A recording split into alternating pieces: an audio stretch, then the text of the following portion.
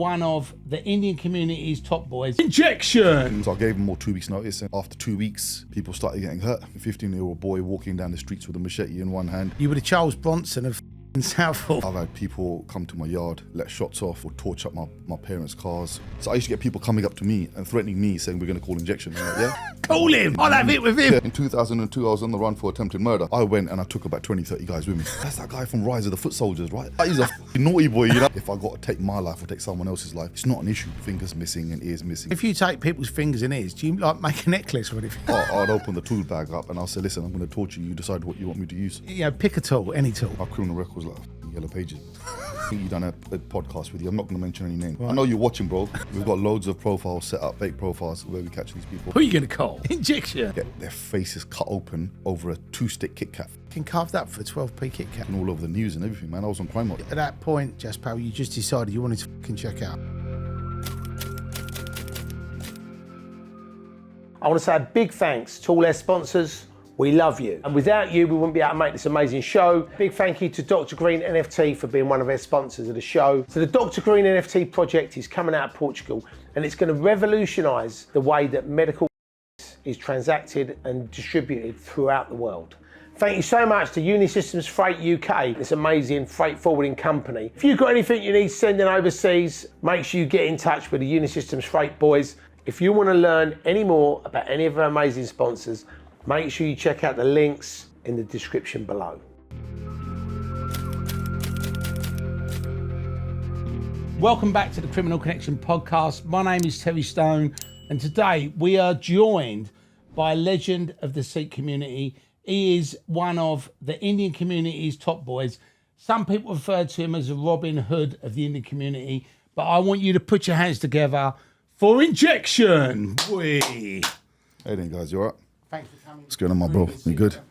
And, you know, you're our first ever Sikh guest. So I want to welcome you. Thank you, and thank you, Manny, for hooking us up and introducing us. Top lad, man. Top lad. Yeah, he's great. So just a quick big up to Manny, my guy from Marbella, yeah? So let me tell you a quick story. So he's got in touch with me and he goes, bro, I've got a guy that wants to do a podcast with you, right? And I think I told you this as well. I had to Google you, didn't I? Right? So I go, who's this guy? And he goes to me, look, this is the guy, this is his name. I went onto Google and I thought, I know this guy. That's that guy from Rise of the Foot Soldiers, right? You didn't recognise without the wig? I didn't know. So then when I was like, he's a fucking naughty boy, you know what I mean? So I was like, yeah, I'm up for that. And before I wasn't even gonna entertain it, I'll be honest with you, but I get so many people contacting me for music videos, for movies, and we were just talking about movies just now, podcasts and everything. I just, you know what, I keep it limited. But you as look possible. in great shape. Thank you, my bro. And 42 years old, no white hair, no nothing, all natural. So what's your secrets then so you look so good? You eat well, you train? Okay, so I'm going to be honest here. I eat loads of rubbish, kebabs, burgers, pizzas, you name it. Every single thing. Last time I had a salad was probably about 4 years ago, yeah? And that was in a kebab? Yeah, that was in a kebab. So I don't eat healthy food. I take on a lot of stress. I take on a lot of bullshit from people's lives and what people's issues that are going on. I'm taking them on board. And on top of that, I've got my own issues. So stress-wise, my stress levels are at the top. So I think the only thing that's probably kept me going is the gym. That's the only thing I can think of, is I've just been pumping gym since I was 14 years old. I'm now 42 years old, so you can imagine like how long it's been. It's been quite a long time, 27, 28 years. Gym veteran. Yeah. And for any of our listeners or viewers that may not be familiar about your story, what I'd love to do is like rewind right back to when you grew up. Was you born in this country? Yes, I was born here. Right. From a very young age, I'd seen a lot, I'll be honest with you. Nowhere near how the generation before me, which had seen a lot of, racially motivated attacks and stuff like that. I didn't see none of that, yeah? Right. I was blessed in that way. But, when you have, I don't know if you've got any kids, right? But yeah, when you've normally got one and more than one kid, you can always tell one is always different from the other. They're both never the same. One will be a careless one, and most likely the other one will be the very caring one that takes everything in. Yeah. So I was always, from that young age, I was that type of person that always took everything in, and I observed and acknowledged everything. And I used to see my parents working. My mum used to work four jobs a day. Wow. My dad used to work in a boiling foundry. He would come home covered in scars because the boiling metal has gone through his overalls and has burnt through his skin. And, you know, we're doing 12-hour, 15-hour shifts, you know, standing in hot temperatures like that, right? So I'd seen it all, and I see how hard my parents, how they struggled. And then I think to top it all up, what made the whole situation worse, a member of my family, he went down the wrong path. He went onto drugs, and it was unfortunate that it's because of those events, because of what had happened. I went down the wrong path myself. I started kicking off with criminals, gangsters, and this is at the age of 15. I basically, I think when we were talking before, I was explaining to you, I gave a lot of the so-called local gangsters in my area 2 weeks notice to stop selling drugs to this particular member of my family. This was in Southall, right? This is in Southall, yeah. Southall, right. And bro, these guys at that time, nowadays you got it, there's a drug dealer on every street. Yeah, everyone wants to call themselves a gangster because they carry a blade. Back in the days, it weren't about that. It was about being hard, you know what I mean? Right. And so these guys, they were solid guys, and you know, everyone had their set teams who were shot in gear, and one would stop selling to this member of my family, and then the other one would start, and then it was just basically a vicious circle. And then, so I gave them all 2 weeks notice, and after 2 weeks, at the beginning they thought I was just chatting rubbish, and then people started getting hurt. You know, a 15-year-old boy walking down the streets with a machete in one hand and a Stanley knife in the other. I was literally just going for numbers. I didn't care.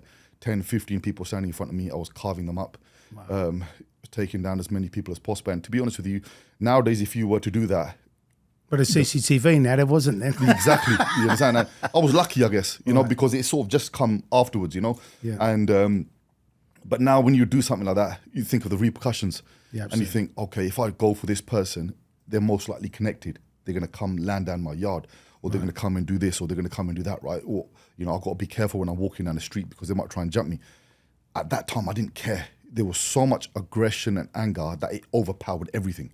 And all I could see was just hurting people. Was this your brother? Yeah. Right, so your brother is He's being, sound as gold now. This guy, he's good as gold. He sorted his life out. He's a gem. But at the time, these people was obviously preying on him, getting him hooked on drugs. And obviously you as a caring brother, you know, you can understand why people, you know, and the thing is, when you said to him, stop, most people would go, you know what, let's fucking sell some drugs to someone else. But when they laughed up because they just thought he's a 15-year-old little youth. Right. That's what they thought. But they didn't laugh when you turned up with a fucking machete. Yeah. I mean, that must have been a scary sight. Have you always been the same size? Was you that big when you were 15? I've always been quite big, yeah. Wow. You know, I started training at the age of 14. But before that, I was quite on the heavy side, quite chubby. And then when I did start training, I trimmed down quite a lot. So I was always quite tall and, you know, quite bulky. But yeah, it was, I don't think they were expecting it, to be honest with you. And I think the way I came at them, they weren't expecting that because they thought he's a 15-year-old boy. We can't even do anything back to him. Right. So it was literally like every week, like there was someone in hospital or, you know. And I take it, obviously you deciding to go down that vigilante path. Yeah. You were the Charles Bronson of fucking Southall. You rocked up and just dished out your own law and order. Yeah. I take it after that, did they stop selling the drugs to him then? Yeah. Right. So it had the desired effect. It did. Look, with shit like that, there's always consequences. You know, I've had people come to my yard, let shots off, people torch up my parents' cars. You know, it's all part of the game. You understand what I'm saying? And would I change it all if I could? No. I mean, yes, because I went through a lot of headache at the time. Yeah. But if I was to change all of that, then I wouldn't be who I am today. And to be honest with you, the results I'm getting now from helping people, you can't explain. Amazing. It's like, imagine you were to go to someone's, this is the equivalent of you going to someone that probably eats a meal once every 3 days or 2 days, yeah? And, you know, he comes from a poor family, then you suddenly just hand him over £1 million. Like, it's literally life-changing. The stuff that I'm doing now, it's life-changing for people. And the thing is, 85 to 90% of the stuff I don't put on social media. Right. So people don't see what I do, what I'll get up to. Because in the beginning, yes, when I started, I was pumping everything on social media, right? And then I learned the hard way. I started getting court cases after court cases, and police were just on me, and and I realised that that I can't be doing this, because if I can either go in prison, and then I'm stuffed, because no one's gonna look after my family when I'm gone. Yeah, absolutely. Or I can keep doing what I'm doing, but I just got to be a bit more smart about it. So I don't post up anything on my social media now. I would probably, if I've got to expose someone a little bit here and there, I will do that. But a lot of the work that we're doing, it just stays behind closed doors, and we just keep it that way. Yeah. And after that stuff when you were 15, and you obviously, as we say, educated these undesirable characters. What was the next steps after that? What happened after that? I take it you got a bit of a name for yourself in the area. Yeah. So as I was explaining before, so I got approached by an organisation at the time who basically had a how should I explain it? They had they were in a religious organisation that were trying to stop grooming and conversions and stuff, right? And that organisation was Shere Punjab, and then they've obviously got in touch with me. They've contacted me, and I was introduced to them indirectly. Yeah. And one thing led to another, and I was the youngest guy in their crew. Wow. I was a 15-year-old boy, and I still remember some of them used to be talking, and they used to be saying, "Well, bro, what are you bringing him here for? He's 15, you know what I mean?" But this 15-year-old boy would be the first one every time we go into a place, yeah, and we see 15, 20 guys. I'm the one that pull out an axe, or I'll pull out a fucking machete, and I start chopping these guys up. You know what I mean? I was the first one always. Or if I didn't have weapons, I'd go in straight, fists on fists, taking down the biggest guy and that, yeah. I was never afraid of anything. To be honest with you, to this day, I've never been afraid of anything. Going back on, remember, I think we were talking about the whole, the suicide thing. We'll come back to that. Yeah, I think that was another issue which scared me, is because I wasn't scared of death. Right. So to me, if I got to take my life or take someone else's life, it's not an issue, because I'm not actually afraid of death. I know when that time comes, it's gonna come. It don't really matter how, it's gonna come. If your expiry date is written, it's written, bro. There's You know what? nothing That's to do about it. You're absolutely bang on. And what I've always found funny is like when people worry about stuff and they go, "Oh, I'm worried about dying. I'm worried about this. I'm worried about getting cancer." And it's like, if you're meant to die, it's gonna happen. It's done. If you're meant to get cancer, it's done. Worrying about it isn't going to stop it happening. Do you know what I mean? So I think you just have to try and live your life. And like you said, sometimes you get a curveball and you have to navigate those roads. But I mean, for you, when you joined this organisation, like you said, you were the first one there. I take it you rose the ranks pretty quick. Oh yeah, very quick. So everybody knows me as Jaspal Singh Sandhu, all my friends, close people. But because I used to do a lot of steroids when I was young. Is that why you get called Injection? They all started calling me Injection. So, but that was a name that was within my little circle. Right. So they used to call me Injection, right? And then it just it just got out, and every time something would happen, it'd be like, "Oh, Injection went and done this," or "Injection went and done that," and before you knew it, it was just fucking everywhere, the name. Right. And so I think until social media come on the scene, everybody who thinks they're hard, yeah, in the Asian community, everyone that thinks they're a bit of a nutter, and I think that's quite common nowadays, yeah. They all had heard of the name, but nobody knew what I looked like. So I used to get people coming up to me and threatening me, saying, "We're going to call Injection." I'm like, yeah. Call him. Yeah, call him, no problem. I'll have it with him. Yeah. And then, so, I still get that to this day, people ringing up my friends saying, "Oh, they know this and that, we're going to call Injection on you." And these are my close mates, you know what I mean? Right. But my mates are not like that. They're not the type of people say, "Yeah, I'll ring up Injection right now." Or, they're very humble, but they can have it. Right. You know what I mean? It's quite funny. Brag. It's quite funny that somebody actually threatened you with yourself. Yeah. He goes, "Bro, I know Injection." I was like, "Yeah, which one?" Listen, mate, you don't know who you're dealing with. You don't know who you're dealing with. If I call Injection, mate, you're going to be fucking sorry. People thought I was born in Gravesend, bro. Really? Because when I was on the run, in 2002, I was on the run for attempted murder. And what I'd done is, I'd done something that most people wouldn't do. So normally when you go on the run, you keep a low profile, you go on yourself, right? I went and I took about 20, 30 guys with me. So I was like, if I'm going to fucking go on the run, and so you lot, right? So we all chipped and we went to Kent. And in Kent, in Gravesend, like, it was a very, it was already established, and, a lot of the Asian communities, they were settled down and they were kind of the so-called hard men had already made their Fucking name. rowdy over Gravesend, though, isn't it? You see, that's what you think until we come there, you know what I mean? So, so they thought they were hard men and they'd made a name, and then these new boys come down, us lot, and they were like, I can understand where they were coming from. Like, who the fuck are these lot? Like, we run this town. Who are these new boys that are coming? Yeah, think they can take over? This is our town, you know what I mean? Which is fair enough. And then people start getting hurt, bro. You know, people start getting kidnapped, people start getting tortured, you know, fingers missing and ears missing and shit. Things started happening. And people sort of quick realised that. So if you take people's fingers and ears, do you like make a necklace or anything? No, listen, bro, I used to carry a tool bag with me, I'll be honest with you. Oh, really? I used to carry a tool bag, and I was such a sarcastic fucker, right? I'd open the tool bag up and I'll say, listen, I'm going to torture you, decide what you want me to use.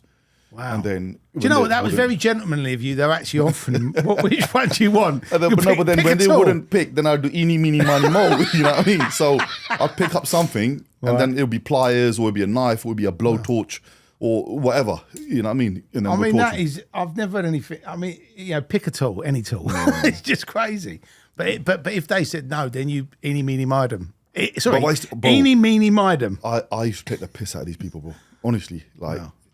I used to take the piss out of them, and to be honest with you, even now to this day, when I walk into places or I walk into a room or whatever, I don't look down at people because I think I'm superior than them, but I look at them and I think, you're not on my level. Right. Do you understand? Like, you're normal. I'm not normal, and you're not on my level. So know your place. Do you understand what I'm saying? And you've heard it here first. Injection is not normal. Not normal, man. Fucking crack. Yeah. But, I mean, you got to be fucking crack to do this shit that I'm doing, you know what I mean? People messaging me all the time, bro, why do you do these things? What do you get out of it? Right. Like somebody asked me the other day, literally 2 days ago, why do you do this? What do you get out of it? What's your answer? What'd you say? It's just me, innit? Right. This is me. I'm a man. Right. Like, I come from a bloodline of warriors, bro. You know? Like some of the most famous warriors in history were Sikhs, and like our 10th Guru and, you know, other warriors, Banda Singh Bahadur, and all these people were warriors. And like, I'll give you an example. In our religion was only 300 years old. We went into war against the Muslims, against the Mughals, right, for a Hindu religion. The Muslims turned up to India and thought, well, hold on, these guys are fucking idiots. Let's just fucking convert all of them.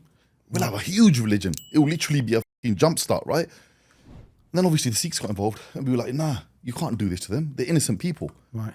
So we went to war with them. I mean, you can imagine, both our religion had been on, and actually no, it was about 250 years old at the time, our religion was, yeah? Maybe even 200 years. So you can imagine how many generations that is. How many generations is that, and how big do you think our religion would have been? Hardly anything. Right. You understand? But we went to war with the Mughals, bro, and we managed to take over most of the Middle East and India, which is something that even when the Americans and the British tried to do, they couldn't even take over Iraq. You understand? Right. We managed to do that. And, you know, I come from that bloodline, and those people, to me, they weren't normal people. They were men. Yeah. They were solid men. And to me, in my eyes, a real man is someone that ain't going to stand by and watch someone else getting shafted. You understand what I'm saying? If you're walking down the street and someone's getting robbed, I've seen it before. People just stand there, start making phones, videos, or they won't get involved. You understand?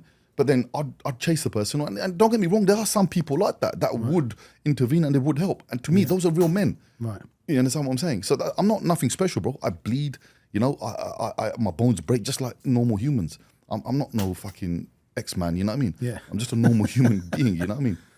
That's all it is. If we just rewind back to when you were still in Southall, obviously you said that it's called Shere Punjab. Shere Punjab, yeah, which means Lions of Punjab. Lions of Punjab. It was an army that was created by one of the Maharaja Ranjit Singh, who was the king of India at the time. Right, okay.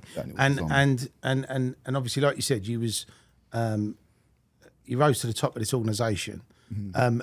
The attempted murder you talked about, which made you go out of Gravesend, was that around the same sort of time as you rose to the top of the organisation, or was there some stuff before that? No, there was stuff before that as well. Right. There was a lot of stuff before that. But to be honest with you, it was literally from the age of 15 till around about the age of about 30. So for about 15 years, I'd done a lot of madness. a lot of madness. And what was the? I mean, obviously, I know you educated them drug dealers for selling drugs to your brother, but what sort of stuff were you doing? What was it debt collection? Was it selling drugs? We were doing What everything. was it? Everything you could possibly think of that is criminal, we were doing it. Right. See, the thing is, our organisation wasn't just made up of goody two-shoes Right. guys with turbans and beards. They weren't. They were all people with haircuts, trimmed beards, shaves, and all that. Yeah. Was the rule of entry that you had to be Sikh, or could anybody join? You had to be Sikh, yeah. Right. Okay. But we had some Hindus that were with us, Hindu Punjabis as well. There was the odd Muslim here and there. I just want to ask you something for our viewers, because not all of our viewers will know this, and listeners. But when you talk about Sikhs and Hindus, what is the major difference between the two? That's like me saying to us the difference between a Christian and a Jew. Right. Okay. They both look the same. Okay. So it's religion. It's not. It's totally different religion, okay. bro. So okay, but do they also wear? So the Hindus, basically, they believe in millions of gods. Got it. Yeah, Got it. They believe there's a god for pretty much everything. I think I've seen I've seen a friend of mine who's Hindu, and I've got a friend who's a Sikh, but I didn't go into the actual bits. But I know that they did have lots of different gods. Yeah. So what Sikhs believe, there's only one God. Okay.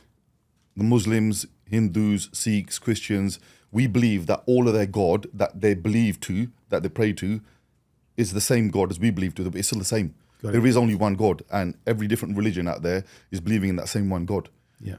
So that's what our personal belief is. But our religion is created with literature and knowledge from all of other religions, all the other religions, Hinduism, Christianity, Islam. So it's basically they've taken out all the good stuff from those religions, and not that there's anything bad in them, but it's just obviously they're different.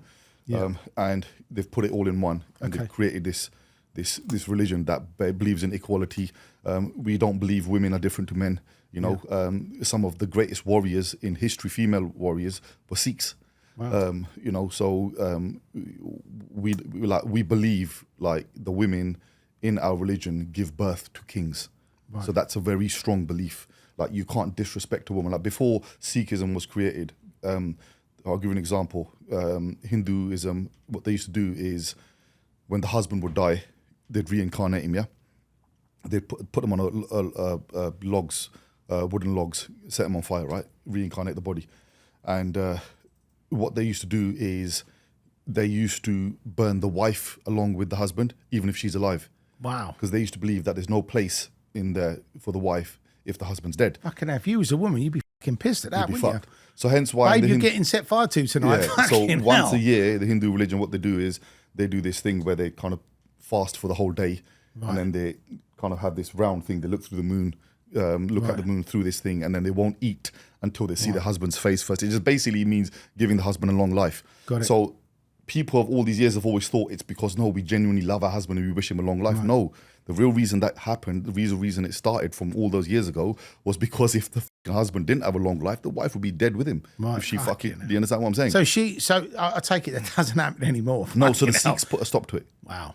When the Sikh religion come, I mean, that not is only stopped it themselves, dark, but they stopped the Hindus doing it. Yeah. He's gone, you're going. I mean, it's like fucking, So we're very different in many ways. Right. So we believe we're saint soldiers. So we are the most humblest people when you meet us, but until you fuck us about. You fuck us around and you're fucked, basically. Right. You're screwed. Right. And I mean, in your 15 years of, being around that sort of stuff, what would you say is the worst violence you've seen? Oh, fucking bro, there's so many, man. I honestly swear to God, I've seen everything, man. Right. I don't want to mention too much on here, but you don't have to give us any names or addresses or any. I've seen, bro. I've had people in front of me, and I'm cutting up their face open slowly. Cutting lips off, nose, ears, just taking my time on people, injecting them to make sure that the blood doesn't clot. So when I'm cutting their fingers off, so we had all the instruments and everything ready, all the. You're not a doctor as well, are you? We got connections and everything. So, we used to make sure the person does not die. Right. And, we used to torture them. We used to take our time on them, We had made it into, it wasn't just torturing someone. We actually made it into a fucking hobby. Wow. You understand? We used to sit there and every time when we used to get together, when we used to be like, oh, this time we're kidnapping this person or we're torturing this person, someone would always pull out a new weapon and say, I want to try this on him. Wow. Understand? So we had like literally loads of different things we would try. Did you whittle it down? So you just had a couple of things that were your go-to tools, or? Nah, bro. Anything, man. I've literally picked up forks and knives, and I've fucking tortured people with that. I've literally one guy. I remember. Actually, no, I don't want to go into it. I don't want to, because I know the person's gonna know who I'm talking about. So. Yeah, I've done some fucked up shit, bro. Right, okay. I've done some. I've literally like, when there's been some that when you look back at them, and you think, maybe that was a bit too extreme. all the bad things I've experienced in life, I've experienced them because, to me, I think it's karma. Because I've done a lot of bad things to a lot of people, innocent people as well. There was the odd innocent person that I used to stick it on, and I would do it because over the stupidest reasons, because he's chatting shit behind my back, or he's just stolen like 50 quid off me. It could be of the stupidest reasons, you know what I mean? And sometimes people have got their own issues, Right. We don't see that. There could be money problems, or it could be like they could have been drunk or said something, and I'd literally do some fucked up crazy shit. And sometimes now I think back at it and I think like, you know what, I was a bit messed up. I shouldn't have done that. Did you ever get nipped by the police, or would you always manage to keep? Loads. Right. Loads, literally loads, bro. My criminal record's like fucking yellow pages, bro. I'll be honest with you. Yeah, it's bad. I tried to apply to go to America, and this was about 10 years ago, and they said... Did the guy go, computer says no? Yeah, no, they said the earliest I can apply is 40 years' time. Fucking hell. Yeah. Why is that? Is there like a limitation on the... I think it probably depends on the crimes and stuff, innit? So Wow. what they do is they don't, especially America itself, they don't just look at your criminal records, but they look at the intel as well towards you. So now, for example, there's a lot of countries that I can't travel to. If I go there, they'll pick me up straight away. So, for example, India, I can't go to India. I'm wanted in India. I wouldn't even say I'm wanted. More like, if I go there, they're going to pick me up and I'm going to go missing. Right. And this is intel. This has come straight from the embassy. Wow. So, we've got our people in certain departments that keep an eye over me. Is that just because you become a sort of thorn in their side, or is it because you've upset somebody? Or? No, it's because there was a lot of issues before with the Indian government, and they don't like people who are pro Sikhs, or like Sikh activists, or people that are kind of Got it. standing strong. So they want you to take us out. Right. They want you to be just Yeah, they want to take us out, bro. Right. The Indian government's been doing that for a long time. They just want to take us out. They want to eliminate the Sikhs because they see us as a threat. They know that we've got that capability of taking India back over again. And at the moment, India is a Hindu country. After when our Maharaja died, our king died, the British they took over when they opened up the East India Company. And it was only after when the British left, they gave India back, but they didn't give it back to the Sikhs where they got it from. They basically split it up and said, Hindus, you have yours, Sikhs, you have yours, Muslims, you have yours. Right. And then... what could possibly go wrong? divide and conquer, innit? And then, obviously, that's basically where it all started off from, to be honest with you. Got it. Did you actually, have you been to jail as well? You had some... A lot, yeah. Was this, so when was the first time you actually went to jail? When was that? About 15, I think it was. Right, okay. Yeah. So, you know what it is, but I'll be honest with you. No disrespect to the police around here. They're doing their job. And to be honest with you, a lot of the police officers around here, they're a lot better than if you were to go to countries like Africa, China, India and stuff like that, right? Over there, they're corrupt, even America. But the guys over here, they're on point, they're good. Yes, they sometimes hold personal grudges. It's normal. Yeah. The reason why I'm talking about personal grudges is because from what I know and from what I've seen in this country, if you are a police officer and there is a criminal that is in your radar, and that guy, everybody knows, there's no evidence, but everybody knows that he's a criminal and they know he's up to something, but there's nothing that they can pinpoint on this person, that makes them frustrated. It gets them pissed off. And then every time I used to get remanded, I used to bust case within a month. The case would get dropped. Charges will get dropped after a week. or 2 months. Bro, I must have been to prison probably about 100 times probably. Every time I'd go in, I'd get the charges dropped, I'd come out. I think the longest I stayed in prison was when I got sentenced, which was about, I think, 6 years. Wow. Was that for the attempted murder? No, that was for something else. Right. And I got a bus case for that one as well. Right. And so, yeah, it's just, do you know what it is? They don't like that. When someone keeps busting cases, they think to themselves, this guy thinks he's invincible. Do you know what, Jaspal? You are the Teflon Don, aren't you? I think there was only one other guy like you, and that was John Gotti. I'm not on his level. He man. kept He's getting fucking away though. He kept getting off, Yeah. and then eventually, obviously, got a long bit of bird. But that attempted murder charge you was talking about, and then you had to go on a run. Was that just because you were told the police they're looking for you, and that's why you went off? No, I went, it was fucking all over the news and everything, man. I was on Crime Watch. Wow. So, yeah, I've been on Crime Did they Watch use a twice. flattering picture of you on there or not? I don't remember. It was probably just a screenshot mugshot from the police station. Right. And then you went over to Gravesend. Obviously, you had a bit of fun over there. Those guys there, they thought we're little kids in it. So we've turned up there. We started taking out all the big boys. I'm not gonna lie to you. A lot of them, they still put up a fight. Yeah. You know, they still in their own mind thought, no, we're still gangsters. But I think eventually they sort of realised that they're fighting a losing battle. Right. There's too many of us, bro. Yeah. Too many. It's ridiculous. Right, so if you're rolling up There's with so many 30 of us, fellas, it's that's a big firm, right? Oh, that's nothing. Honestly, like literally, there was a video that's just come out the other day. I actually made a video about it today, which I'll probably upload in a couple of days, where there's a guy, he's quite big on TikTok, a bit of an influencer. He's basically made a video saying that his life's in danger, and he's gone to the US Embassy, American Embassy, the British Embassy, and the Indian Embassy, asking for help, yeah? And basically saying that I'm trying to kill him, and that I've got over 100,000 members in my organisation, and I wish I had 100,000, but yeah, I mean, we do have a lot. Great story, mate. Yeah, we do have a lot, yeah? We do have a lot, but I wish it was 100,000, but, you know, he's asking for help, saying, they're going to kill me and blah, blah, blah. And I'm thinking like do you think he's just chasing clout? He's trying to get likes? Or a lot of these people do, man. You know, I've had so many people. One of those guys we were talking about, I'm not going to mention his name, the one I said to you, my boys nearly slapped up the other day, yeah, at the station. Yeah. So he's come on, I think he done a podcast with you. I'm not going to mention any names, yeah? So, but what it is this is what I'm trying to say is a lot of people, they come on social media and they've got that front on that they're gangsters and that they're this and that, yeah?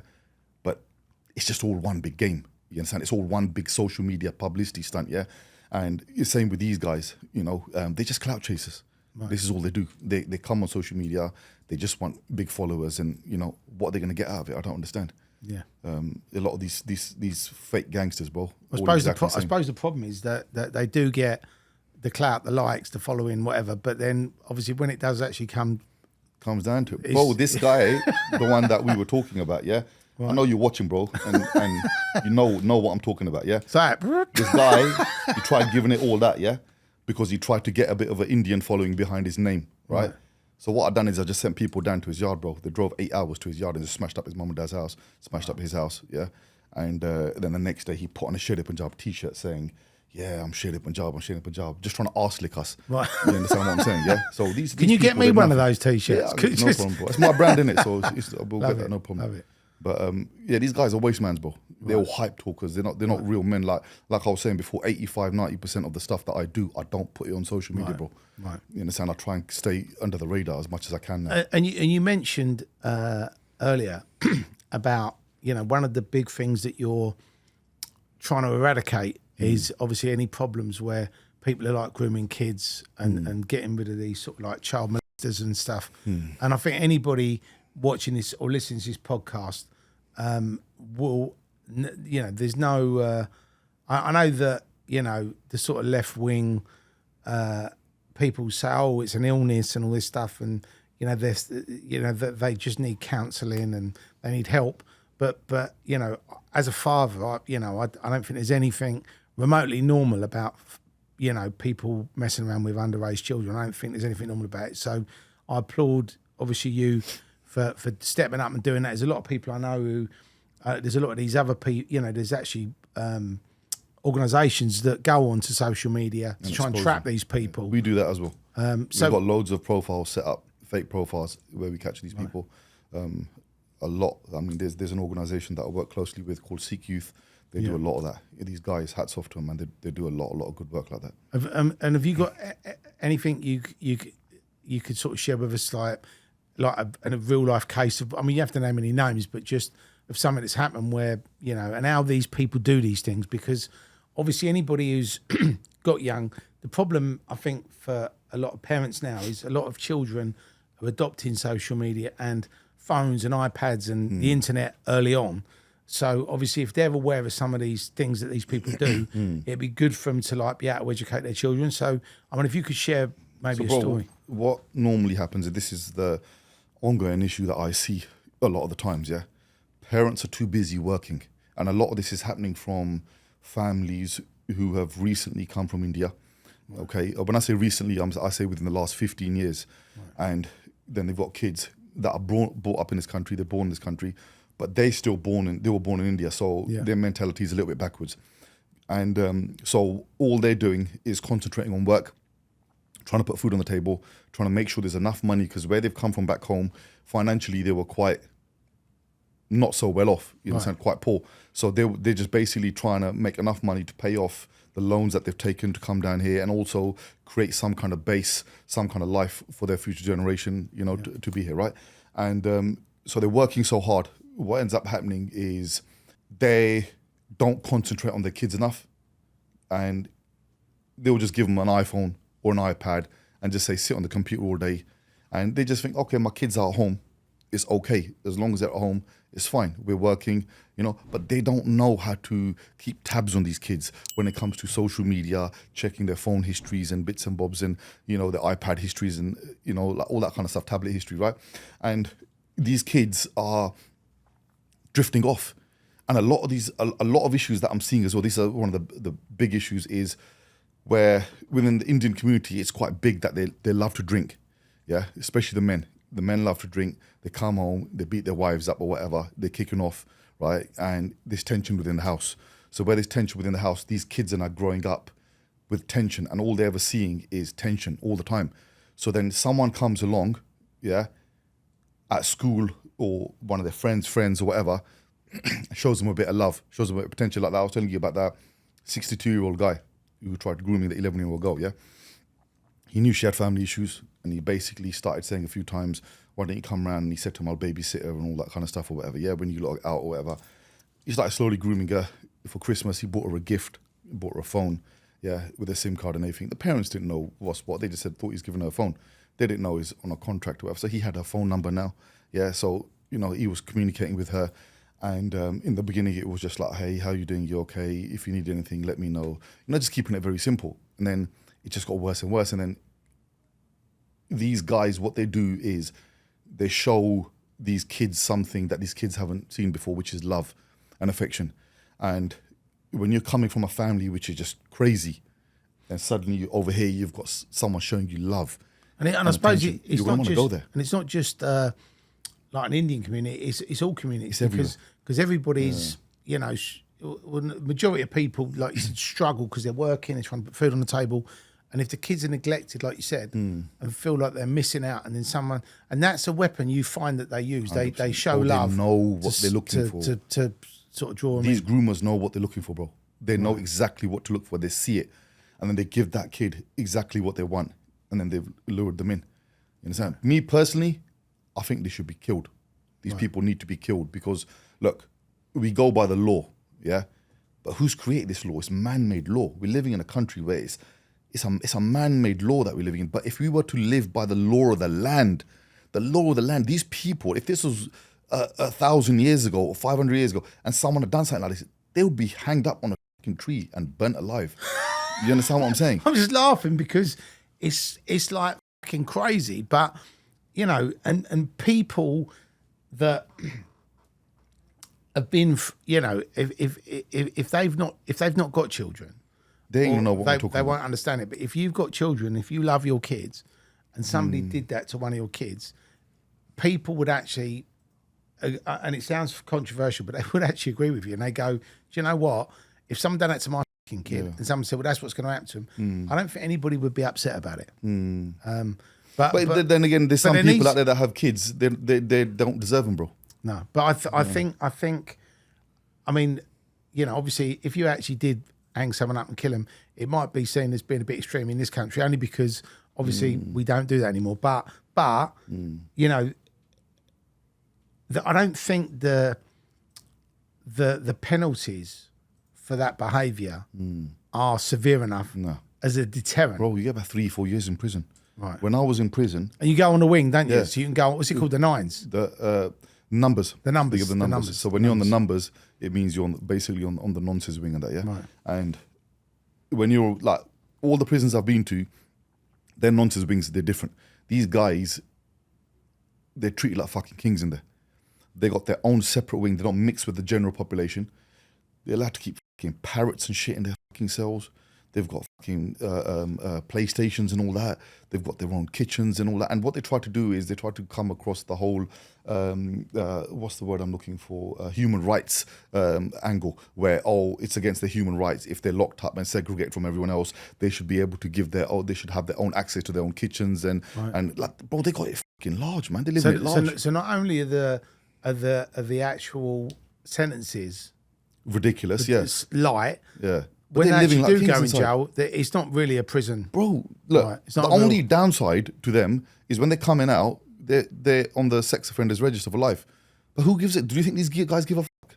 They don't give a shit, bro. Well, also, I mean, how many people will actually go on there and have a look and see who's on it? Do you know but what they I mean? just change their name over. Or like, you've seen so many cases, they've changed their name and there's been loopholes and no one's figured it out. Or they've changed their sex.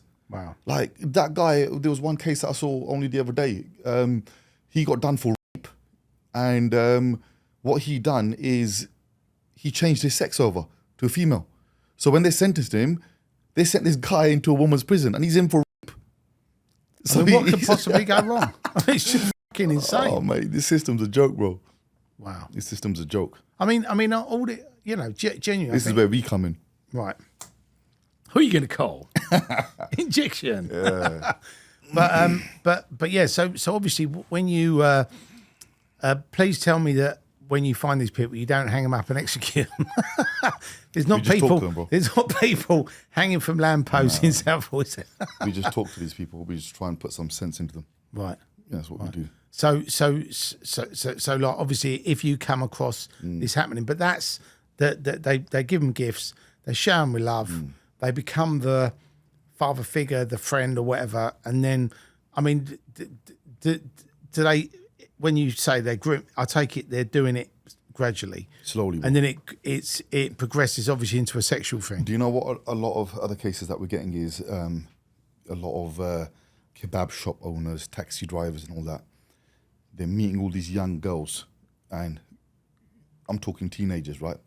15, 16-year-olds. And at this point, they've got no jobs, no nothing. They've got no money coming in, yeah? Right. They want to live it large, but there's no money there.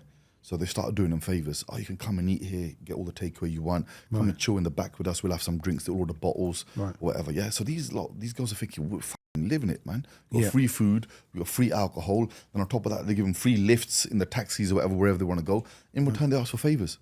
Right. That's another thing that we're having to deal with. But then in this particular situation, the girls know exactly what's going on. Right. Do you understand what I'm saying? So then, what do? Do you blame the girl or do you blame the guy? Do you understand what I'm saying? I suppose the problem is, like you said, when you're 15, 16, 17 years of age, and you probably just got a little bit of money coming in from a part-time job, and then someone says, "Oh, come and have a drink with us and come and have a laugh with us," and blah blah. It's the same sort of thing as grooming, but it becomes a little bit different because then they want to hang out. It's a different type. It's still grooming, but it's a different way. Different type. It's like it's not like pedophilia kind of grooming. It's more like kind of what they're doing is they're manipulating the person. They're playing mind games with them, and they're slowly bringing them in. Right. And then, but it's just dirty, man. The way people are rolling right now. And you know what, bro? Look, I'll be honest with you. I get a lot of haters, yeah. Right. And I was talking to Manny about this as well. You see, the thing is with me, I generally don't give a shit, bro. Right. Like, I get people that will message you saying, "Why are you doing this?" or "Why don't you keep out of this?" But then, when someone lands down their yard kicks off their front door or breaks into their house and takes their car or robs their grandmum or whatever, yeah, then the first person to contact is me. And I've had this before, where I've had messages, because obviously on social media, you've got the message history, yeah, of when the previous messages they've sent. And then I've had someone message me about a month ago saying, bro, I got this issue. Someone came onto my driveway and nicked my car. Wow. Can you do me a favor? Can you find out who it is? And I looked at the previous messages, yeah? And the guy is basically messaging me saying, bro, you're such a hype man. You know, why are you always getting involved in people's fucking business? Mind your own business. So I fucking, I got to You messaging back, so I'm on my own business on this occasion. yeah, that's what I said. I said, I'm gonna mind my own business, bro. Look at your messages above, fuck yourself. And that's it. And but I get this all the time, bro. Do you understand what I'm saying? A lot of the times, the people that are haters are people that I've hurt over the years. Right. I have a lot of people, and I'll be honest with you. And whether I'm proud of it or not, a lot of them, to be honest with you, they did deserve it. 99.9% of them deserved it. So, you know, they got what they deserved. Yes, I shouldn't have done it in the way that I should have. I could have changed it, but then I wouldn't be where I am today if I did, and I wouldn't be making changes in other people's lives if I had a bit of a soft approach to things.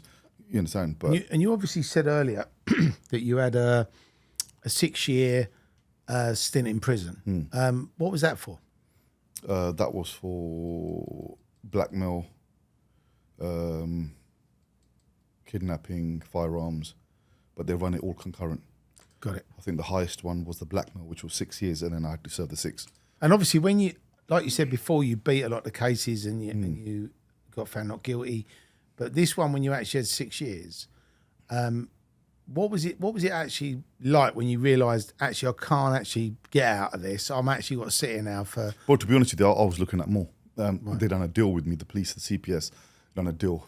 And they said, if you go guilty, we'll give you 11 years, 11 or 13 years, I think it was. Wow. If I went guilty. Wow. And what was you looking at if you hadn't have gone guilty? They were saying it's double figures, so I it'd reckon been they were 15, 16 years. Life. Yeah. Yeah.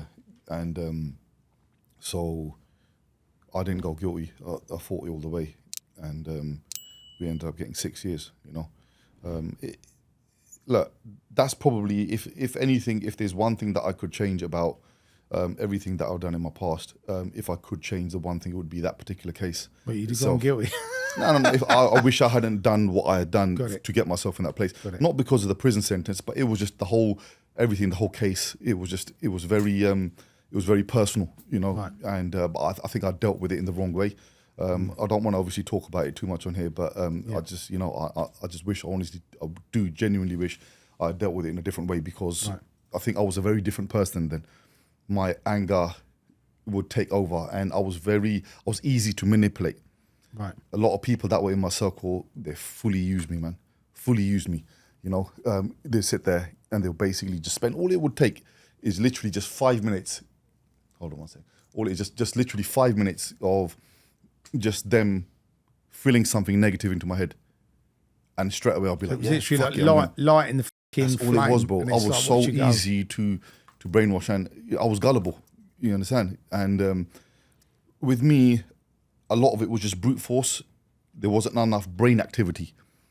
Now I sit there and I analyze everything before I do it. And you know, when people are talking to me and they're trying to fill my head up, and I'm listening and I'm thinking, okay, mate, it might take me about 5-10 minutes, but I'll confront them and say, listen, bro, you're talking shit. You're trying to play fast one on me now. Right. You know what I mean? And then, but you see me, bro, so I think, remember when we spoke on the phone as well, I said it to you the first time, I go, I'm a very simple guy, bro. Either yes or no type of guy. I'm either very happy or I'm your worst nightmare. There's no in between with me, you know what I mean? Yeah. I'm either friends with someone or I just lock them off. It's just before I'd lock them off, and the way I would lock them off is I would build up anger, build up a hatred in my head for that person, and it would be easier for me to get over it if I was to just build up hatred. But now I've just learned to just literally just lock these people off, out of sight, out of mind, and I just find it's a lot easier. And when you was in jail, what was it like in jail? Do you have any aggravation when you was in there, or was it? No, I was good, man. All right. So you had a few friends in there, and you know, it was funny. I was actually literally just thinking about it about 3 days ago, and when I was in prison, bro, my thinking was so different. It's exactly how it was now, but it's different to everyone else. So I remember one example. I was, what prison was I in? I was in, I've got somewhere in Kent, yeah? Isle of Sheppey, I think it was, yeah? And so I was there, and I'm walking down the pathway to the gym, and I see about 5-6 guys, black guys, and they're kicking off with this white guy. Yeah. And this white guy is quite tall, solid guy, yeah? You could tell he's quite solid. And these 5 guys, they got their trousers hanging around their ankles, and just typical normal, yeah, thugs and that, right? And so they're basically trying to stick it on him. I'm on my own, and I've gone up to him, and I'm like, "What's going on, mate?" And they're looking at me. They're like, What's wrong?" I go to him. I said, "Listen," I said, "it's 4 or 5 of you lot, and it's 1 of him. Yeah." I said, Are you lot that fucking brave? You that much of men that it takes this many guys to have it with 1 guy? I said, "Why don't you do this?" I said, "To me and him here now." I said, "Come on, let's have it." I didn't even know this guy, bro. For all I know, he could have been a fucking wrong un, bro. Right. Could have been I don't know. Right. Yeah. I don't know what the ins and outs of it was. Maybe there was some kind of issue going on previously about their court case. There could have been Cody's. I don't know. And I just see this one guy, they're sticking on him, and I'm thinking, he's on his own. Wow. So I've gone up to him, I said, "Let's have it." And I ended up going to war with these guys. I didn't realize they were called something AK group or something, yeah? In prison they were. And it was quite a lot of them. There was about 50, 60 of them. So I went to war with them. But they didn't realize that all the Indians that were in that prison were all standing with me as well. Right. So I was like their boss. Right. You understand? So the governor used to sit with me in the office every time there was some issue, and he used to say to me, "Look, bro, this is the situation. Please, can it be dealt with? Can it be controlled?" They used to talk to me about everything. He used to go, every single thing that involved any Asians would go through me, because they knew I controlled the whole, the scene, yeah? And then, but that situation, nothing come of it. A few times I've seen them, and I just said to them, "If you want it, let's have it," and that, yeah? They didn't want to do nothing, bro, So, I mean, I took a lot of things for granted in prison. It's a naughty place, bro. I've seen people literally get their faces cut open over a 2-stick Kit Kat. At that time, I remember it was 12 pence when I was in Scrubs, yeah? Right. You get the 2-stick Kit Kat, yeah? And just for the foil, the guy wanted the foil. The other guy didn't give him the foil. So what he done is he went into his showers when he was having a shower, and he had a blade on the toothbrush, right? Melted on. Just carved him open. Just over a fucking Kit Kat, bro. 12 pence Kit Kat. Fucking carved that for 12p Kit Kat. I mean, that is fucking But crazy. in I think one of the last podcasts we done, we were speaking about my time in prison, and a lot of people won't understand this, because I've seen a few of the comments that people wrote underneath, and they're thinking, whatever, man. But until you've been there, right, you won't know. Like, when I was in Scrubs, at that time, there was a shortage of staff. Right. So people used to get let out for showers every 3 or 4 days. Right. Right. And so it was literally 23 hour, it wasn't even 23-hour bang up, it was 24-hour bang up. Wow. We used to go in there, get our food at the servery, go straight back in our cells. Yeah. Evening time, lunchtime, go and get our food back in our cells. Yeah. There was no showers. Showers was once every 3 or 4 days. And we had it good, because at that time, Scrubs was being investigated for a lot of crimes against prisoners. So what they were doing, these lot, the way they were rolling that, if you see some of the officers in there, bro, they're fucking beasts, bro. They're lumps, you know what I mean, yeah? And so you go in there, and if you mess with the officers, they literally just tie you up and smash you in your cell. They smash you in, bro. And I think one murder happened there, or somebody died, or I don't know what it was, yeah? They started to get investigated. And then they started putting the cameras up there and everywhere. And so where there was a lot of heat on them, they had to be very careful. So I used to see officers standing there just doing their jobs, and the prisoners would come, they throw food at their face, they spit in their face, and they'd kick off. And a lot of them were Jamaicans, right, Rastas, yeah? What they started to realize is we had our own personal beef with a lot of these Rastas in prison. And we worked on a servery. They used to call us Lahori Grai, which is basically a lot of Indian restaurants around our areas. They call them Lahori Grai. So it's an Indian familiar name, right? So they called that kitchen Lahori Grai because they thought, oh, it's all Indians working there, right? And the people that were working there with us, they weren't idiots. There were a lot of known, well-established drug dealers, gangsters from local areas. So all the local hardmen, and we knew each other. Yeah. So we were all working there behind the servery. And people would come in, and if you ain't filled in your form, your dinner ticket thing, which you would get, I think it was on a Saturday or something, and if you don't fill it in by Sunday and hand it in, when you don't choose your meal, what you're going to get, you'll get a standard option, which is a 4. So standard option 4 would be something like sausages and mash.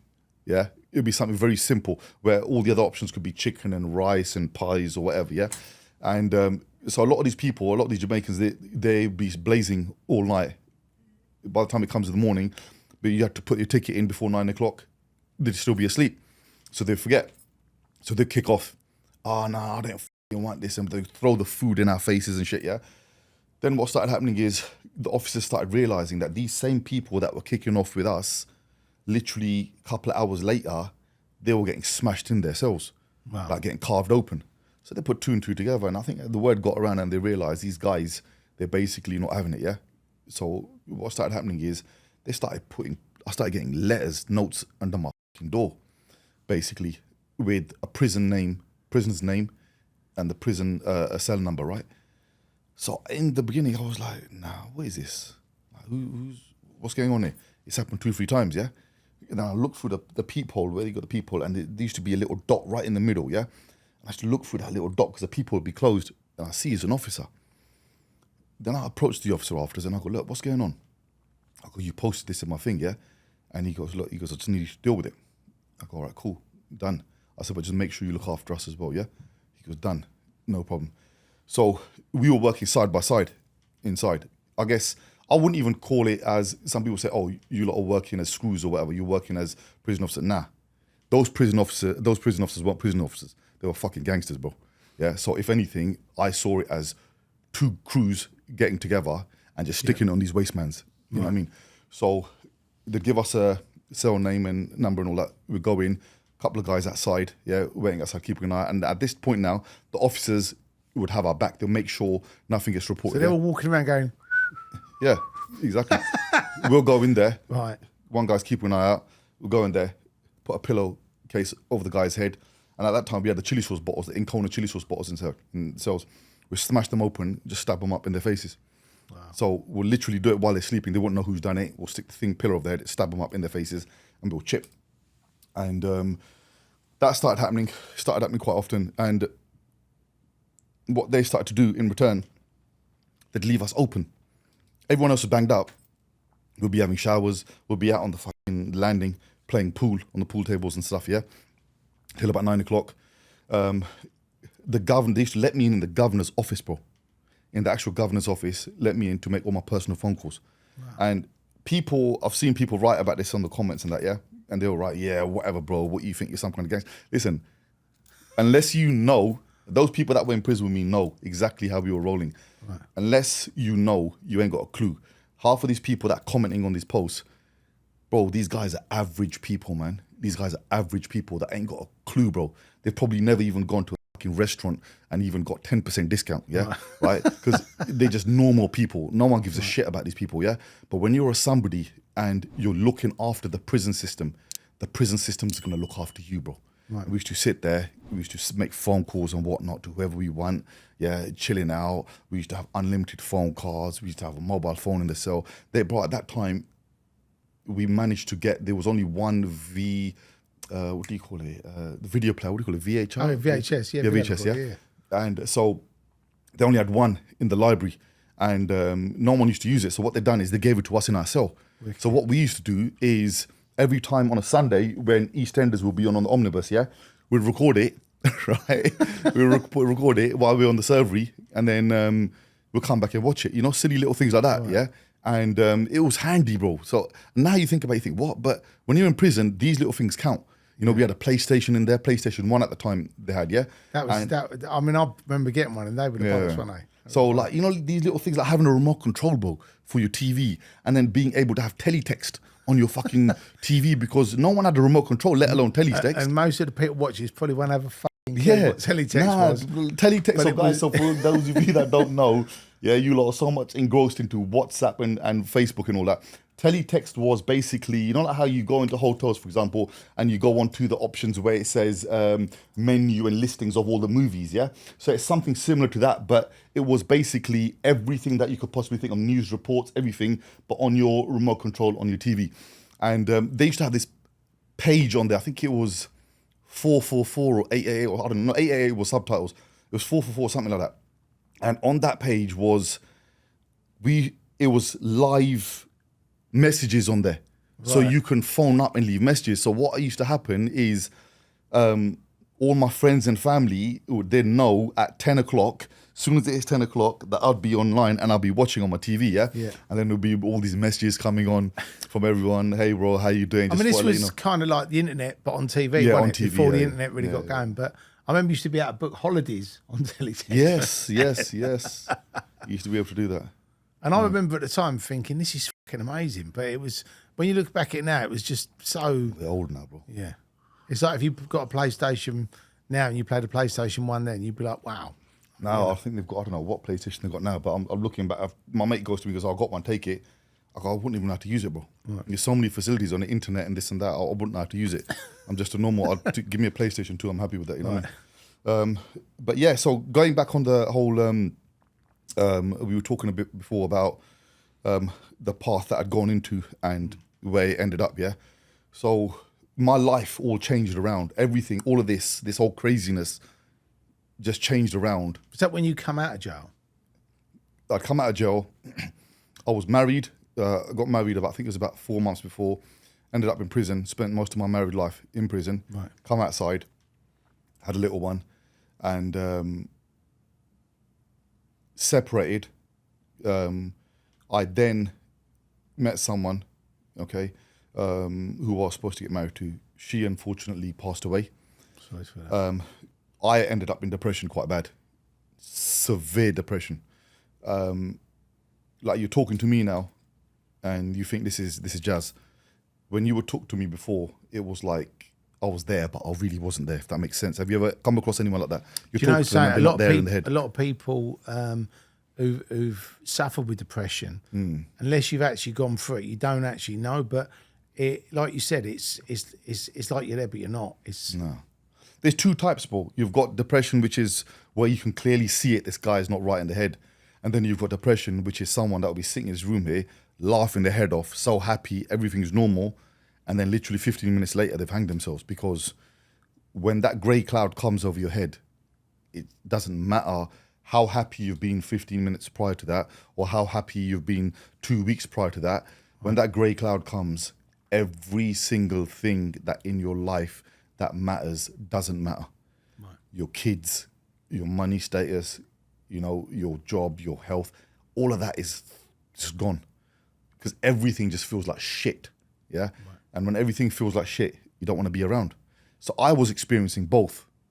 I was not only a zombie, I was walking around like just out of my nut, right? And you couldn't even have a conversation with me.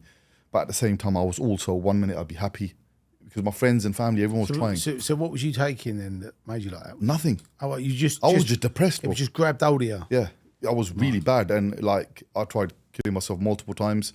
I took an overdose once. So I'll give you an example. I mean, I don't know if you're familiar with ephedrine. Yeah. Ephedrine, a lot of people now use it to mix with cocaine, but then it was used for, a lot of bodybuilders use it for fat burning. Yeah. And they say 2 tablets is sort of maximum. 4 is kind of borderline dangerous, yeah? They wouldn't recommend, especially if it was the 0.4 mcg ones.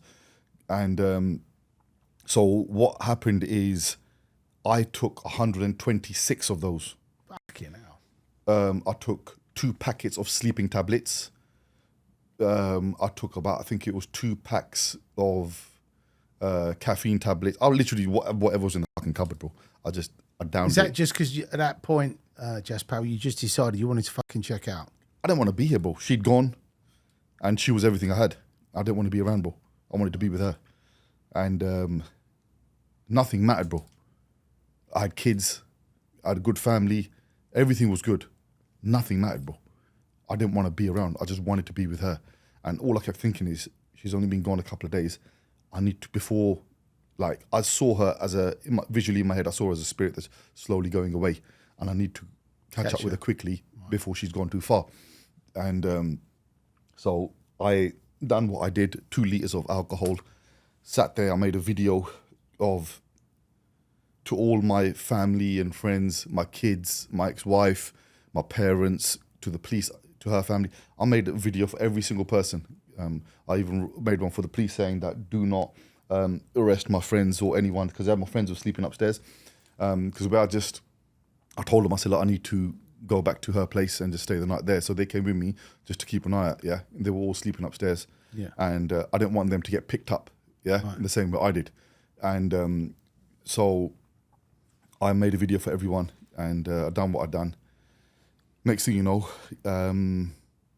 when I rang my ex-wife up to let her know, I said, I'm sorry for everything and blah, blah, blah. And then I cut the phone off. When I cut the phone off, switched my phone off, I didn't think she had no way of contacting the guys upstairs because she didn't even know them. Right. She ended up bringing up one of my mates who sort of knew them. He made a few phone calls. They ended up finding out. Next thing you know, ambulance is knocking on the door. I'm sitting there on the sofa, and ambulance is there. And I still remember he was a young lad, and it was a woman. And he was like, look, you need to come with us, mate. And I said, no, I ain't getting nowhere. He goes, listen, mate, you ain't got a choice. He goes, you're coming with us, yeah? So I said, yeah. I said, touch me, bro. I said, watch what I can do to you, yeah? That's all I remember. After that, I just remember just waking up in hospital. Wow. And I mean, what did it feel like when did you taking all that amount of stuff? Did you just feel like it was going? I felt relieved, bro.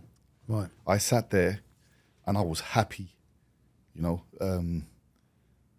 was genuinely happy because I was like, you know what? I'm going to be free. And this is what a lot of people don't understand. You see all these people doing suicides and all that, yeah? And you're thinking, what must be going through their head? These people, when they've made that choice, they're genuinely freeing themselves.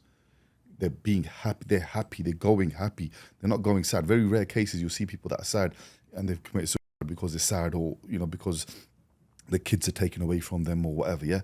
But majority of the times, these people that have got long-term mental health issues and stuff, they are happy to go. You understand? I mean, obviously, thank God, you were saved in time, and I take it they just pumped your stomach and Well, the doctor goes, he goes, in 26 years, he goes, I've never seen this. He goes, I don't know how you're still alive because your heart was literally going to pop out of your chest. Wow. He goes, I really don't know how you're still alive. And then after that, I tried multiple times again. I tried injecting 10 mil syringe full of air straight into my chest. That would have killed anyone straight away because once the air circulates through your heart, you're fucked, yeah? I didn't even fucking flinch, bro. Yeah, I didn't feel anything. Then, for all I know, it's probably still in there somewhere, yeah? The air I think God didn't want you to check out. That's what's happened. I think he was like, you're not going yet, you've got work to do. So I started contacting a lot of mediums at the time because I wanted to know exactly how she passed away. I wanted to know, I wanted to communicate with her because she'd gone, right?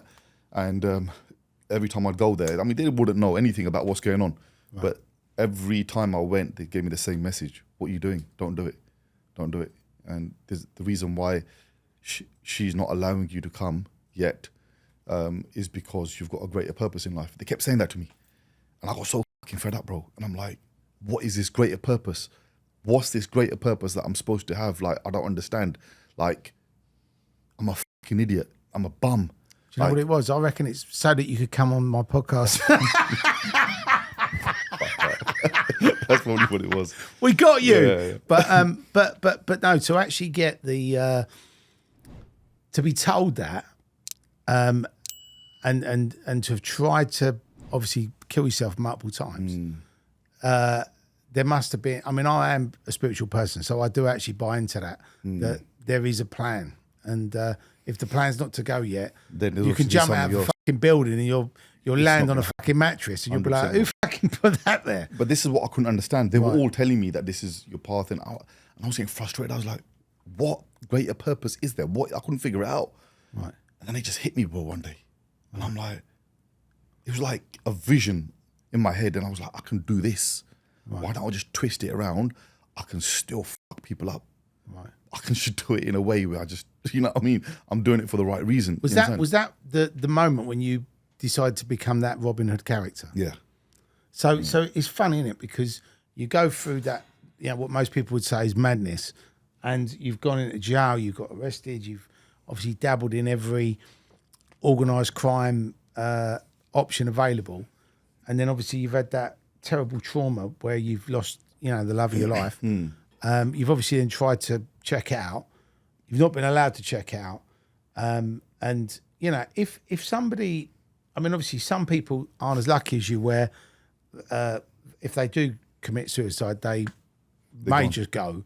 But I mean, if anybody's watching this and they was having those sort of dark thoughts or whatever, and bearing in mind what you've been through, what advice would you actually say to somebody, speak to somebody or reach out? Honestly, bro, I went through that path of speaking to someone. I went to these shrinks or whatever, counselling, worst decision I ever made. And I'm not saying all these counsellors or whatever they are. It's not one size fits all, is it? Sometimes it helps, sometimes it doesn't. But maybe I just ended up with the wrong one. What ended up happening, I was sitting there with her and I'm fucking crying my eyes out and I'm telling her exactly what happened, and I'm getting to the point where I'm saying to her the ambulance took them 2.5 hours to come because the snow was so bad, and she was literally dying in front of me and I couldn't do anything, and I was pouring my eyes out, I was going crazy, and out of nowhere she's like, okay, I'm gonna have to cut you there, then we're finished now. I'm like, didn't even tell me 5 minutes notice or 10 minutes notice. Like, to me at that point I realized you're only in it for the fucking money. You want your money and you want to fuck off home. You could have easily have let me finish my story and give it an extra 2-3 minutes and then say, okay, Jaspal, it's fine. I mean, that's mad. I mean, most people, when you're with them and you're grieving and you're being counselled, that's their job. You sit, if you're there for fucking 3 hours, you're there for 3 hours. You're not on the clock. I mean, So that pissed me off. And then when I walked out of there, I remember sitting there crying. I was crying my eyes out, but at the same time, I had so much anger and aggression, and I was like, you know what, fuck this. I'm gonna deal with this myself, and I did. Right. And I went through a lot of self-healing classes through the mediums that I'd met. And to be honest with you, bro, and this is the first time I'm actually gonna say this on record. Yeah. A lot of people don't know this, but I actually practiced mediumship. Right. Okay. Reason why I done that is because I wanted to be able to start communicating with my partner myself. Right. And I was always told every time I used to get my readings done, you've got a third eye. And one day after hearing it about 15 times, I said to the lady, I said, look, you lot keep saying I've got a third eye. What the hell does this mean? And they explained that basically you've got a gift where you can see things as well. Yeah. So I then followed that. Yeah. I started practicing and I was actually quite good. But then I stopped, and I think that has helped me in life a lot, because when I'm sitting in a room, I can see the other person's energy. Right. And I know if that person's a waste man or not. Right. You understand? Like when I spoke to you on the phone, bro, the first time, I saw your energy, I felt your energy through our communication, and I thought, this guy's cool. Yeah. He's on the level. Yeah, absolutely. He's street level, but he's cool. Yeah. And I've met loads of people people have tried to introduce me to certain people, or meet this guy. I just lock them off. I'm like, nah.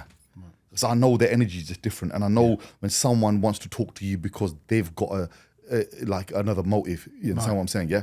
It's not about that. I just try and keep it simple. And these things in life have basically taught me all you that. do definitely pick up on people's energies, and they've either 100%. got a good energy or bad energy. And I'm, again, it all goes down to that spirituality, the sharing of energies. 100%. But with your mediumship, so you actually, did you start doing readings for people, or was you? No. Right. I was going to say, because if you have got a gift, I just want to know what the fucking lottery numbers are for this week. That's all I want to know. Bro, I've always had that little gift, I'll be honest with you. I've always been able to know if something's not going to happen. Like, you walk in a situation and you think, something's not right here. Right. Your initiative something's telling you that something's not right. I mean, lots of people call it a sixth sense, but I also think it's like the third eye. That's what it is. Is the you get the energy. It could even be your guardian angels trying to pass you. Absolutely. It could be anything, bro. Like we had that. I was talking about it on one of my last podcasts. We had an issue like this with a case a few years ago, This is when we were in Kent. Right. And we used to go on the run a lot. We practically lived in hotels. And then when I was staying in this one particular hotel, I'm not going to go into detail of how I found out because I don't want this person to be in trouble, yeah? But where we were staying in this hotel, we'd stayed there, I think, for about 6 months. Right.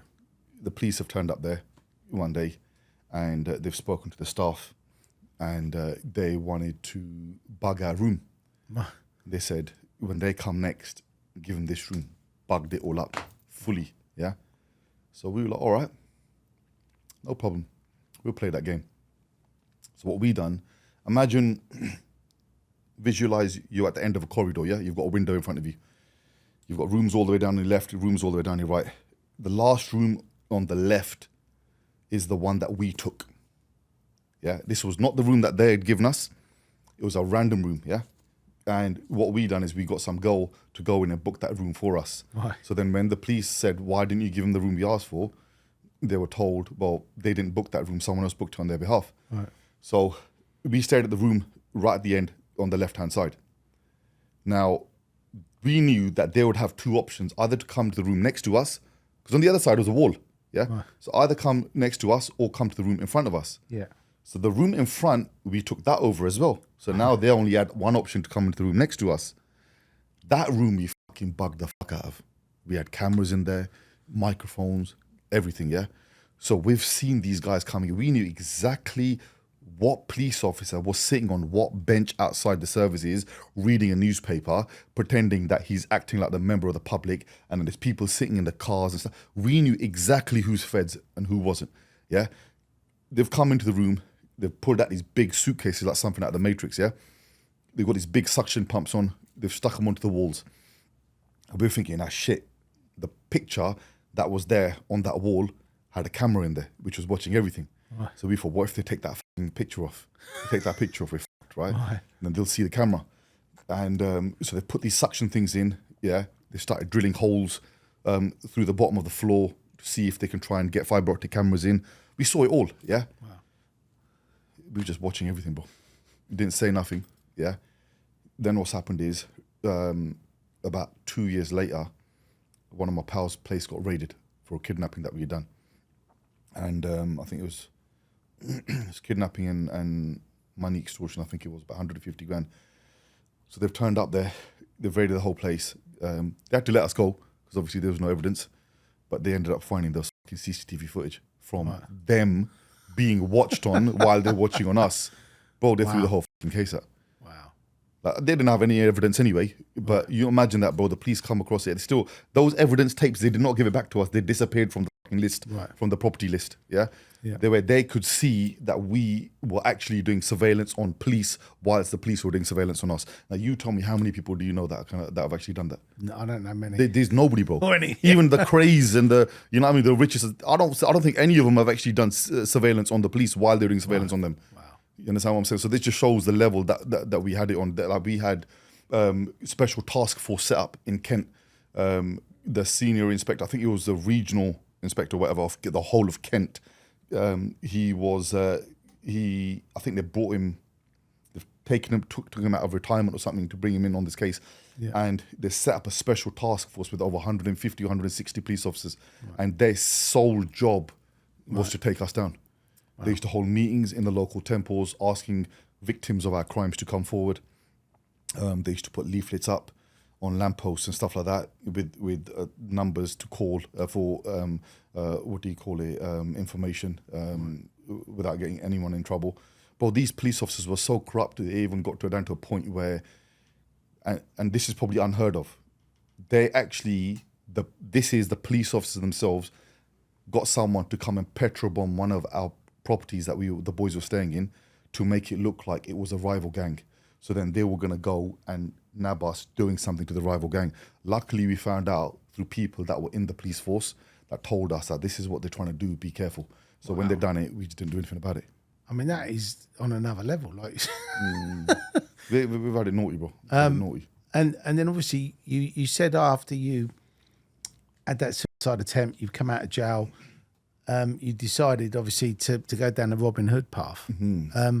So what was that basically just to be essentially like a equalizer, so that if somebody knows you and they've got a problem with somebody or somebody's taking a liberty with them, you could literally step in and offer them a service so that they wouldn't have to go out of court, they wouldn't need to ring the police, they could just It can be sorted. right. So I mean, So it wasn't Better Call Saul, it was Better Call Injection. yeah, no, it wasn't. Nothing was pre-planned. Like, I didn't sit there one day and get up and think, you know what, I'm gonna be like this. It just sort of happened. You know, like, it all started with I'd just come into the whole social media side of things. Yeah, Right.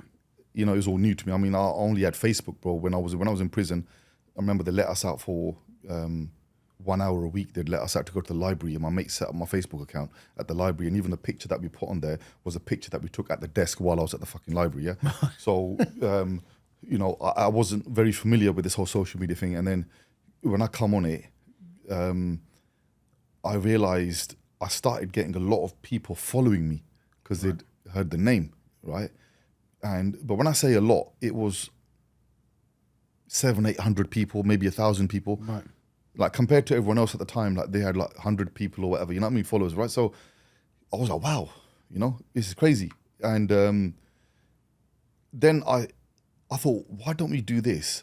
These guys, rather than just beating the shit out of them, why don't we just beat the shit out of them and expose them to the public? So when they've done something wrong, yeah, let people know they've done something wrong. Right. So, you know, I done a lot of things in the beginning, and I still do, that no one else could have done. I'll give you an example. Like, now, so in the Sikh community, in the Sikh faith even, tobacco is forbidden, yeah, in a serious way. So there was a group of guys that were smoking and drinking alcohol in the car park for the Sikh temple. Now, even alcohol is forbidden, right, in the Sikh temple. So these guys, they had the boot open and they were sitting there pouring drinks and they were fucking knocking them back, right? So this video went viral. Everyone's talking about it on social media. Oh, fucking wankers, they can't about this. But no one done anything about it, bro. So I got hold of these people. I've landed down their yard, about 15, 20 of us, yeah? And we just smashed in these guys, done them in hard, yeah? And then I made a video of these guys apologizing.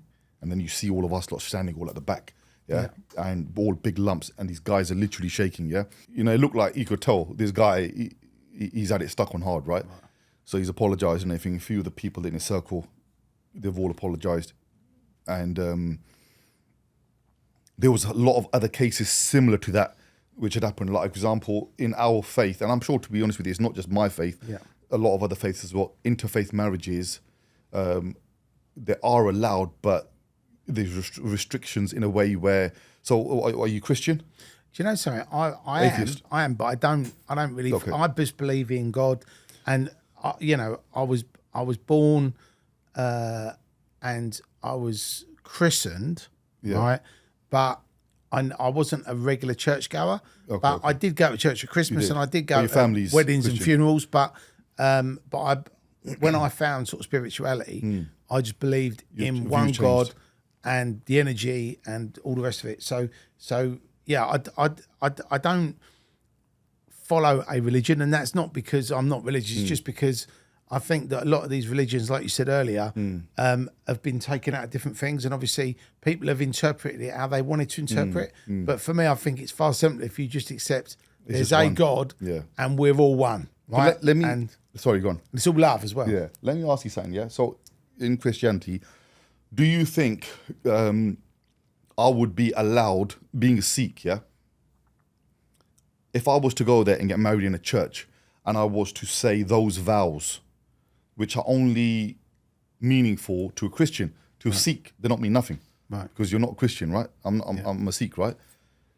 Would they allow that? They wouldn't, would they? Because those vows don't mean anything. I mean, same with even a Muslim. Do you know what? I don't know is the answer, but I would imagine a friend of mine was a Roman Catholic, and sorry, she was a Roman Catholic, and then I think my friend, so she was a Roman Catholic. My friend was a Greek Orthodox, and he got married in a Roman Catholic church, and they did a ceremony, and it was kind of crazy because you had the Roman Catholic traditional ceremony, but then you had the Greek Orthodox thing. So you had people speaking in Greek, and it was like mad because we didn't know what was going on when they were speaking in Greek. It was different. But the thing is, it was sort of like, this is your faith, this is my faith, but we're going to mix it up. Yeah. And to be honest, I think that for me personally, if you decided to marry a Christian and then you did a Christian ceremony and then you did a Sikh ceremony, I'd be perfectly happy with that. I wouldn't think, even though that you might not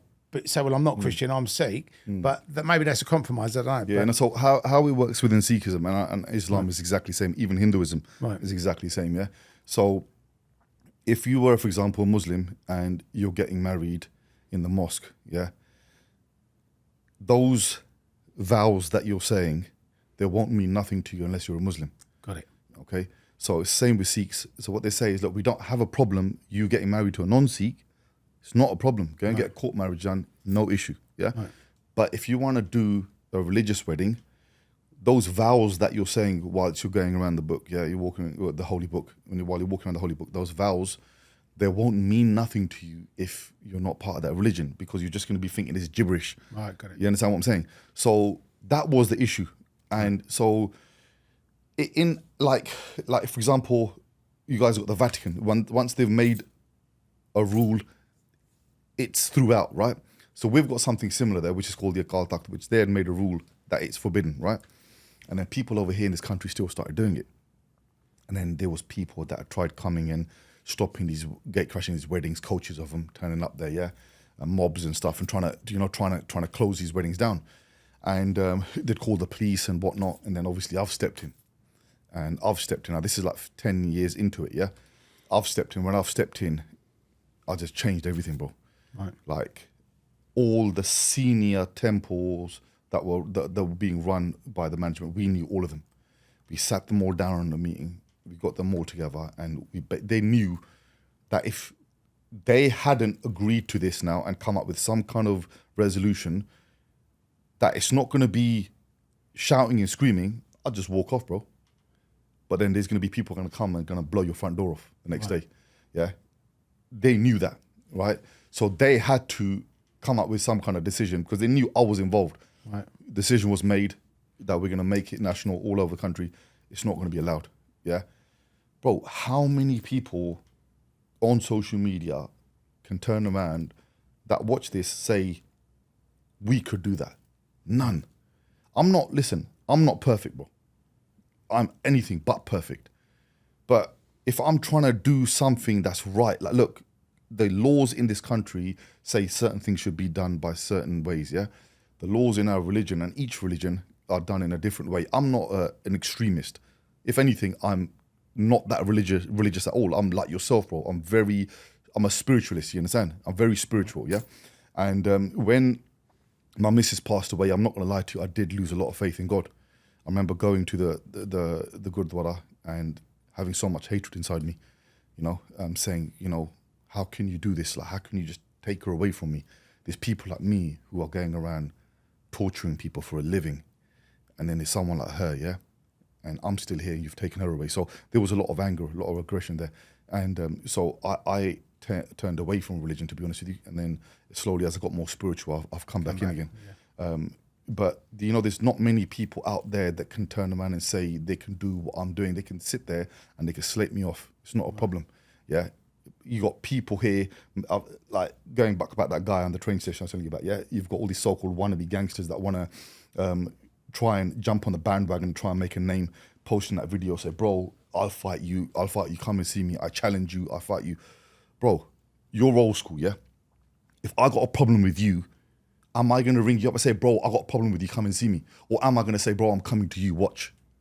If you got a problem with someone, you're going to go for a minute. You're going to go and see them, right? Absolutely. You're not going to give them an invitation and say, bro, I got a problem with you, come and see me. So these guys are pathetic people, bro. They want to do like, everything's all social media clout. Yeah, let's come and do a charity boxing, organize a match, this and that, yeah? Just so they can get some kind of clout. I'm not about that. I don't want a boxing charity match. Come and see me, bro. I'll rip at your face. You know what I mean? I'll take your teeth out and everything, bro. You know what I mean? Yeah, we'll do it in a different way, bro. We don't need to do this in front of the camera. Yeah. But these people just clout chasers, bro, and they sit there and Tell give me, it all if the you 10 did a large. video of that and put it on social media, you probably get 1 million likes. Yeah, I probably would as well. I literally just got one, literally just the other day, actually yesterday, somebody messaged me. They said, we'll give you 100 grand to do a charity boxing match. And I'm like, nah, man, I don't need the money. Right. I don't need to sit there and say, oh, well, I'm going to make 100 grand. Yeah, so let's do that. Nah, I don't need to do that, man. You know, God's given me a lot. You know, financially, I'm doing very well. So I don't need to go down that route of stupidity. Right. And obviously now, what you're doing now, because if you've got any businesses you're involved in or anything you want to talk about, or any things for the future that you're working on, I mean, I'd love to hear it. Businesses, I'd rather not comment on, but Okay. I keep my personal life quite separate when it comes to that. Bro, I'm just going to keep... if somebody's got a debt that needs collecting, Oh they yeah, can they give come you a to shout. me anytime, Right, okay. no problem. So you know, if there is a debt, I'll tell you straight. I can collect it. I will collect it.